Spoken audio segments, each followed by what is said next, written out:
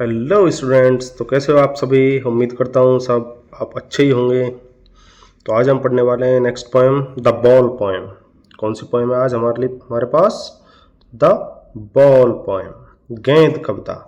तो इसके बाद इस कविता में हम गेंद के बारे में पढ़ेंगे। गेंद के जरिए हम इमोशंस, अटैचमेंट्स, इन सब चीज़ों का ज्ञान लेंगे। इसमें इनके बारे में देखते हैं क्या है क्या नहीं है।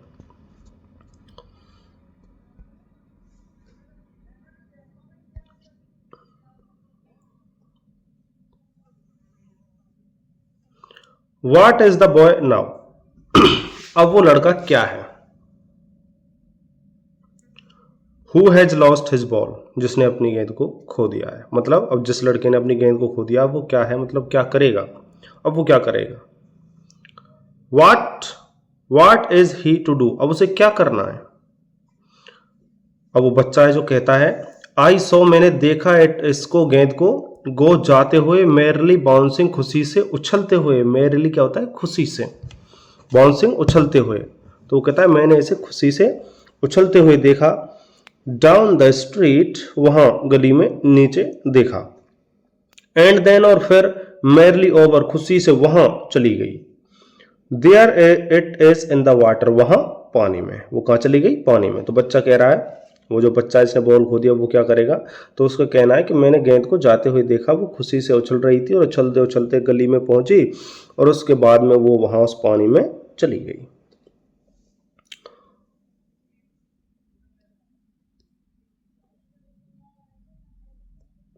नो यूज टू से, नो यूज टू से मीन्स होता है कहने का कोई लाभ नहीं है। नो यूज टू से, कहने का कोई लाभ नहीं है, या कहने का कोई औचित्य नहीं है। Oh there are other balls, कि दूसरी गेंदें भी हैं। मतलब उस बच्चे से कहा जाए कि कोई बात नहीं, वो खो गई है तो दूसरी अन्य गेंदें भी हैं, इस चीज का कोई फायदा है नहीं। एन अल्टीमेट सेकिंग ग्रीफ, एक अंतिम हिला देने वाले भय ने, दुख ने, ग्रीफ मतलब दुख ने, फिक्सेस स्थिर कर दिया है द बॉय, लड़के को। तो आखिरी हिला देने वाले दुख ने और बच्चे को क्या कर दिया है? स्थिर कर दिया है। एज ही स्टैंड्स रिजिड, जैसा कि वो खड़ा हुआ है कठोर अवस्था में, रिजिड जड़वत खड़ा हुआ है। ट्रेम्बलिंग, कांप रहा है। स्टीयरिंग डाउन, नीचे देख रहा है। स्टीयरिंग मतलब घूर कर देखना, अच्छी तरह से देखना, गौर से। All his young days into the harbour, harbour क्या होता है? बंदरगाह, जहां पर पानी के जहाज वगैरह आकर रुकते हैं, जहां से चलते हैं। तो बंदरगाह में, और अपने युवा अवस्था वाले दिनों को वो याद करता है। वेयर, जहां हिज बॉल वेंट, उसकी गेंद चली गई है। बंदरगाह में यही है। I would not intrude on him, intrude बहुत ही अच्छा शब्द है। इंट्रूड मतलब होता है घुसपैठ करना, किसी के विचारों में हस्तक्षेप करना, या फिर ये भी बोल सकते हैं। तो कभी कहता है I would not intrude on him, I would not intrude on him, कि मैं उसके विचारों में दखलंदाजी नहीं दूंगा, हस्तक्षेप नहीं करूंगा, घुसपैठ नहीं करूंगा। अ डाइम, अ डाइम आया है यहां पर मुद्रा के लिए। अ डाइम अराउंड 10 सेंट, लगभग 10 सेंट अ डाइम का मतलब होता है। अनदर बॉल, यदि मैं उससे कहूं कि एक डाइम में और दूसरी बॉल आ जाएगी, इज वर्थलेस, तो ये निरर्थक है, इसका कोई यूज नहीं है, कहने का कोई फायदा नहीं है। नाउ, अब ही सेंसेस, वो समझता है, समझ रहा है वो। फर्स्ट रेस्पॉन्सिबिलिटी, प्रथम जिम्मेदारी, अब वो अपनी जिम्मेदारी समझ रहा है धीरे धीरे। इन अ वर्ल्ड ऑफ पोजेशंस, आधिपत्य के संसार में। पोजेशंस क्या होता है? आधिपत्य। आधिपत्य मीन्स मतलब चीजों के ऊपर अपना वर्चस्व रखना, आधिपत्य में लेना, वो होता है आधिपत्य। तो आधिपत्य के संसार में पीपुल विल टेक बॉल्स, लोग गेंद लेते हैं मतलब खरीदते हैं। Balls will be lost always, गेंदें हमेशा खोती हैं, खो जाती हैं। लिटिल बॉय, छोटे बच्चे। And no one buys a ball back, लेकिन कोई भी व्यक्ति एक गेंद को दोबारा वापस नहीं खरीद सकता है। मतलब जो खो गई उसको कोई खरीद नहीं सकता है। कहने का ये मतलब है, कोई नहीं खरीदता है।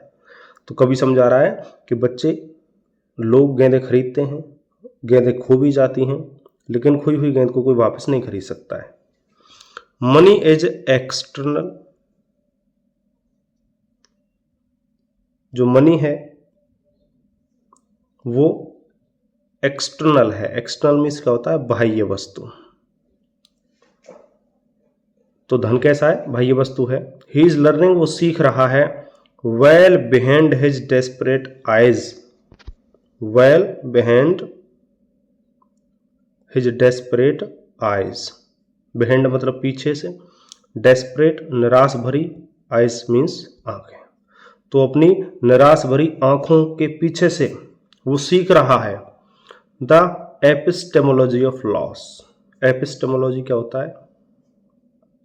प्रकृति, भाव एक प्रकार से।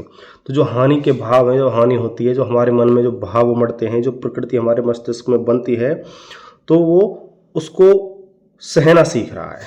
हाउ टू स्टैंड अप, कि कैसे सहा जाए। स्टैंड अप मीन्स क्या होता है? खड़े होना नहीं है यहाँ पर, उसका मतलब होता है सहन करना। कि यदि हानि हो जाए तो उसे हम सहन कैसे करें, वो बच्चा सीख रहा है धीरे धीरे। नोइंग, ये जानते हुए, what every man must one day know, जिसको प्रत्येक व्यक्ति एक ना एक दिन जान ही लेता है, सीख ही जाता है। And most know many days, और बहुत सारे लोग कई दिनों में सीखते हैं। हाउ टू स्टैंड अप, कि कैसे सहन करें। कहने का अर्थ है यहाँ पे जॉन बेरीमैन जो राइटर हैं, जॉन बेरीमैन, तो उनका ये कहना है कि कुछ लोग जब हानि होती है तो कुछ लोग तो तुरंत ही सीख जाते हैं उस हानि को सहन करना, लेकिन कुछ लोगों को काफ़ी समय लग जाता है उस हानि से उभरने में, उन भावों से उभरने में, अपने आप को मेंटली स्ट्रॉन्ग करने में, कि कैसे हम हानि को सहें। यदि कोई समस्या है उसका हम समाधान कैसे करें। तो ये आपकी बॉल पोएम है, बहुत ही अच्छी कविता है। ये हमें सिखाती है कि कैसे कोई जब चीज़ बिगड़ जाए, खराब हो जाए, या फिर कुछ हमारे साथ में गलत हो जाए तो उसको सहें कैसे। वो ज़रूरी है जीवन में सहन करना, किसी चीज़ को सीखना चाहिए बिल्कुल। तो इसके क्वेश्चन आंसर मिलेंगे आपके नेक्स्ट वीडियो में। आपको अगली वीडियो में आपको ज़रूर से क्वेश्चन आंसर मिल जाएंगे। बाकी पिछली जो 3-4 पोएम हम करा चुके हैं उनके क्वेश्चन आंसर्स विद एक्सप्लेनेशन भी कराई गई हैं, बड़ी अच्छे तरीके से स्पष्ट सरल भाषा में कराई गई हैं। तो उनको देखने के लिए आप बने रहिए हमारे YouTube channel English with Deep sir के साथ, और वहाँ प्लेलिस्ट में जाइए, वहाँ जाकर एक एक वीडियो को बड़े ध्यान से देखिए, क्वेश्चन आंसर पुटअप कीजिए और एक्सरसाइज कीजिए। बहुत ही मोस्ट इम्पोर्टेंट क्वेश्चन आंसर्स हैं। और सबसे बड़ी चीज़ क्या है, क्वेश्चन आंसर तो आपके पास भी मिल जाएंगे। सबसे अच्छी चीज़ है उसमें कि क्वेश्चन को हम करें कैसे, उसमें क्वेश्चन करने के तरीके बताएं कि उनको पुटअप कैसे करना है, आपको आंसर कैसे देने यदि कोई क्वेश्चन आ जाता है तो। बड़ा अच्छा तरीका है, बहुत अच्छा तरीका, बहुत ईजीस्ट वे है, सरलतम तरीके से मैंने वहाँ पे समझाया है क्वेश्चन आंसर को करना। तो देखते रहिए इंग्लिश विद दीप सर। मिलते हैं नेक्स्ट वीडियो में, तब तक के लिए बेस्ट ऑफ लक।